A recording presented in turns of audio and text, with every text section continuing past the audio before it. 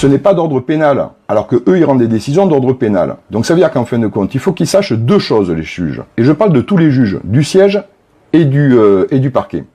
C'est que la majorité, elle va pas rester là pendant bien longtemps, quoi. Je pense qu'il va y avoir donc effectivement une nouvelle majorité qui va être instaurée en France sous peu.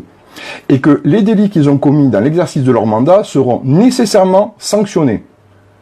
Et effectivement, on va connaître les donneurs d'ordre. Donc les donneurs d'ordre, on les connaît d'ores et déjà, c'est très clairement Macron, Castaner et Belloubet. Donc eux aussi seront sanctionnés. Et j'espère que ces sanctions seront des sanctions qui seront sévères à leur égard. Donc voilà. Donc là, j'ai fait ça très rapidement, de sorte à ce qu'en fin de compte, il n'y ait pas des gens qui partent et qui... voilà, de sorte à ce que la vidéo ait un impact fort. Et d'ailleurs, après, je vais l'enregistrer pour que vous puissiez la partager au plus grand nombre. Donc, les juges couvrent les actes violents des policiers et de leur hiérarchie. Donc la solution, c'est attaquer les juges debout et assis. Alors évidemment, il y a des procédures abusives. Mais si on les attaque en procédure abusive, on les attaque à titre personnel. Moi, ce que je veux, c'est attaquer l'exécutif qui est derrière ces juges. Donc ce que je propose, c'est qu'on les attaque en trafic d'influence passif. Ça veut dire qu'en fin de compte, ils ont répondu à des intérêts supérieurs, suprêmes de l'État. Eux, ils ont réagi d'une façon, on va dire, passive. Ça veut dire qu'en fin de compte, c'est pas eux qui ont diligenté directement leur action. Eux, c'est le bras armé, en fait, de l'exécutif. Donc, on les attaque en trafic d'influence passif, de sorte à ce qu'en fin de compte, au terme d'audition des magistrats, des circulaires, donc, de la politique pénale qu'envoie Madame Belloubet, et des jugements qui sont rendus par des magistrats du siège qui, normalement, sont indépendants, on puisse avoir directement les donneurs d'ordre. Et les donneurs d'ordre, ce sont les trafics d'influence, ce sont les trafiquants d'influence actifs. Et ceux-là, c'est donc Macron, Belloubet et Castaner. Et ceux-là, ils seront condamnés, ils seront poursuivis et condamnés pour leur trafic d'influence et aussi pour les crimes et délits qu'ils ont commis sur les manifestants. Voilà. Donc ça, c'est notre action. Alors, l'idée, c'est qu'on référence l'ensemble des gardes à vue abusives et des jugements que j'appelle mafieux. Voilà, je dis bien mafieux parce que c'est le bon terme en fin de compte, qu'on dépose des plaintes collectives contre ces juges. C'est-à-dire que la personne qui a subi donc une garde à vue ou un jugement mafieux, en fait, va constituer, avec notre soutien, donc, une plainte contre ce magistrat ou contre les magistrats en trafic d'influence passive, mais par contre, comme normalement il devrait rendre la justice et appliquer la loi au nom du peuple, chaque citoyen peut se constituer partie civile de cette plainte. Donc là, il va y avoir deux solutions. Soit effectivement vous constituez partie civile au moment du dépôt de la plainte, soit quand la plainte est déposée, on a un numéro de parquet et à ce moment-là, vous pouvez vous constituer partie civile de façon ultérieure. Donc là, il y a aussi un formulaire de soutien que vous avez donc dans l'entête de cette vidéo. Moi, ce que je dis aux magistrats, et je le répète, aujourd'hui, vous nous faites le pire, demain, on vous promet le pire. Donc, ça veut dire que pensez à garder votre indépendance. Et là, je m'adresse directement à un type de magistrat qui s'appelle le juge des libertés, les JLD. Quand vous passez devant un procureur et que vous êtes poursuivi, vous passez systématiquement derrière un JLD.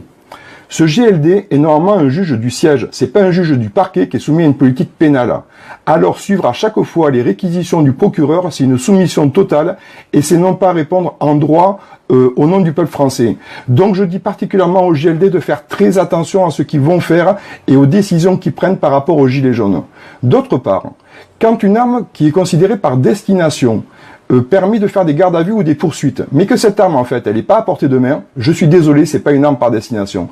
Donc toutes ces procédures qui consistent à dire ah ben attendez, dans son sac à main il avait un cure-dent qui était dans une pochette par exemple, la raison pour laquelle la personne va être poursuivie, je peux vous dire que vous magistrats qui allez les condamner ou qui les avez poursuivis, vous allez vous en souvenir parce que votre majorité elle va pas rester longtemps en place. Et d'autre part, le fonctionnement corporatiste des magistrats devient purement et simplement insupportable. On vire de l'exécutif les mecs qui sont passés par l'ENA, on va virer les magistrats qui sont passés par l'ENM qui ont un comportement corporatiste. Il y a déjà des avocats qui ont des idées concernant le mode de nomination des magistrats, de sorte à ce qu'en fin de compte, cet effet de corps disparaisse. Donc, effectivement, pensez bien que vous nous faites le pire, on vous promet le pire, et que dans pas longtemps, effectivement, il va y avoir des réponses pénales contre l'ensemble des magistrats qui auront mis en garde à vue d'une façon abusive ou condamné de façon abusive et mafieuse des gilets jaunes. Le droit de manifester est un droit inscrit dans la Constitution. On a le droit de manifester, on n'a pas le droit de se faire taper dessus par des flics qui sont couverts par des magistrats pour réduire les manifestations. Donc maintenant, cette chose, elle est clairement dite, clairement exprimée. vous le savez, vous savez ce que l'on fera, vous savez comment est-ce qu'on va agir. Et quoi qu'il en soit, jamais on lâchera la demande de référendum d'initiative citoyenne qui va nous permettre de reprendre pour chacun des citoyens notre propre souveraineté. Parce qu'on en a assez de la déléguer à des gens qui en fait sont des menteurs et qui utilisent donc cette souveraineté au nom du peuple mais pour des intérêts suprêmes, donc on va dire capitalistes, privatifs. C'est insupportable.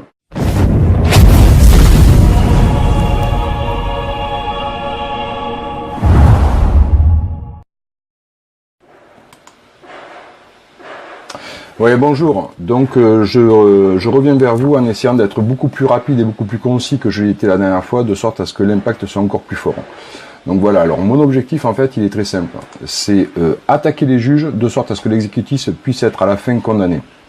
Donc ce que j'ai fait c'est que préalablement, pour pas attendre qu'il y ait trop de personnes, j'ai mis en tête donc de cette vidéo l'ensemble des liens, donc le lien vers le groupe Stop aux violences policières, le formulaire pour les gardes à vue abusives, le formulaire pour les condamnations pénales abusives, le formulaire de soutien pour vous constituer partie civile, donc soit vous participez pleinement aux plaintes, soit vous vous constituez partie civile a posteriori quand le numéro de parquet est enregistré. Après, donc la pétition contre Luc Ferry qui aujourd'hui vient de regrouper 81 721 signataires. Et enfin la cagnotte, de sorte à ce qu'on puisse nous agir d'un point de vue efficace, parce qu'il y a toute la partie de documentaire, puis surtout il y a les impressions, les déplacements des avocats, etc. Donc bref, il faut aussi participer à ça. Donc je reviens, l'objectif en fait c'est stopper les violences policières. Donc je vais revenir quelques secondes sur les violences policières et vous expliquer un peu la stratégie après qu'on met en place. Les violences policières, elles sont, et je le répète, instrumentalisées directement par l'exécutif. Si vous allez sur mon mur, donc je m'appelle Hugues Joubert Ducellier, vous aurez une vidéo qui est un texte noir qui défile sur un fond jaune où je démontre qu'en fin de compte, la dérive donc, de notre gouvernement, en fait, est une dérive purement fasciste. Il y a différents facteurs qui le montrent, donc c'est d'abord l'image de Macron, après c'est un État autoritaire et policier, et enfin le dernier point qui en fait est certainement le plus remarquable par rapport à ce qu'est un État fasciste, c'est que les métiers sont organisés dorénavant sous forme donc verticale et non plus sous forme horizontale avec une base commune. Quand ils ont inversé donc le droit commun donc du code du travail avec des accords de branche. Donc ça c'est vraiment quelque chose qui est très significatif d'un régime fasciste, de sorte à ce qu'en fait l'ensemble de la population n'ait pas les mêmes intérêts. Donc l'objectif en fait c'est de stopper les violences policières. Donc ces violences policières, comme vous le savez tous en fait, elles sont directement diligentées par l'exécutif. Cet exécutif, en fait, c'est Macron qui décide. Donc, je reviens juste pour une petite parenthèse. Le 5 janvier 2019, à 16h, sur l'ensemble du territoire français, les policiers, donc les CRS, BAC, etc., ont gazé les manifestations. Et il est peu probable que d'une façon concomitante sur l'ensemble du territoire, l'ensemble de ces manifestations est naturellement dégénéré à 16h. Donc, c'est vraiment diligenté par l'exécutif. Ça, c'est le premier élément. Donc, ça, c'est quelque chose qui est certain. Maintenant, concernant donc les violences policières, en fait, elles ont lieu parce que d'abord Macron donc demande à ce qu'il y en ait, de sorte à ce qu'il y ait moins de manifestants et que le mouvement s'étouffe. Mais c'est pas que ça. Il y a aussi autre chose qui est sous-jacent et qui est absolument immonde dans le fonctionnement donc de notre République entre guillemets démocratique, qui n'est que république, parce qu'une république c'est une démocratie représentative. Mais les représentants en fait ils répondent absolument pas à l'intérêt du peuple. Donc en fait ce qui se passe c'est qu'aujourd'hui la justice elle est absolument pieds et mains liés à l'exécutif. Et donc mon objectif c'est attaquer la justice et attaquer les juges en particulier, de sorte à ce qu'en fin de compte ce contre-pouvoir puisse agir en notre faveur. Attention, les juges doivent rendre normalement la justice au nom du peuple et pas au nom de l'exécutif, ce qui est fait aujourd'hui. Donc garde à vue abusive, qu'on s'appelle condamnation avec des prisons avec sursis, trucs, etc. contre des gilets jaunes, donc sur des faits mais qui sont totalement anodins et puis en même temps qui n'existent pas réellement, quoi. Donc en fait, notre objectif c'est attaquer les juges parce qu'ils détestent ça. Ils détestent être attaqués en pénal, mais il faut bien quand même voir quelque chose, c'est que les juges se soumettent donc à ce chef suprême là qui est Macron, qui leur demande même pour les vœux d'être de la plus grande fermeté envers les gilets jaunes. Je suis désolé, où est-ce qu'il y a la séparation des pouvoirs? Il n'y en a pas.